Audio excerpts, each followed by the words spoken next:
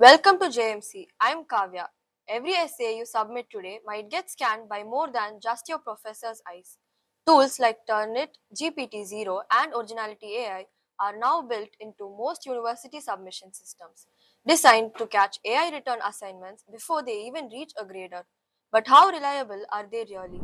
Here's how these tools actually work. They don't know if AI wrote something the way a person recognizes a friend's handwriting.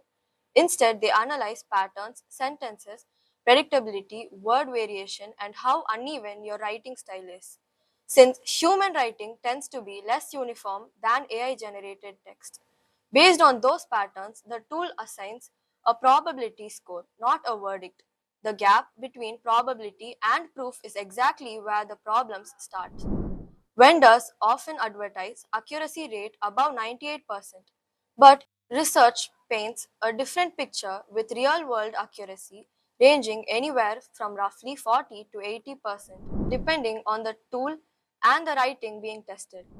Detection also gets significantly harder once text has been edited or paraphrased, which describes most real student work today far more than a fully AI generated essay does. There's a more serious issue too.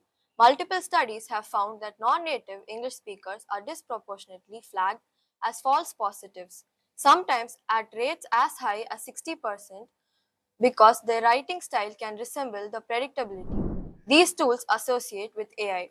For a country like India with a huge base of multilingual students, that's not a small footnote.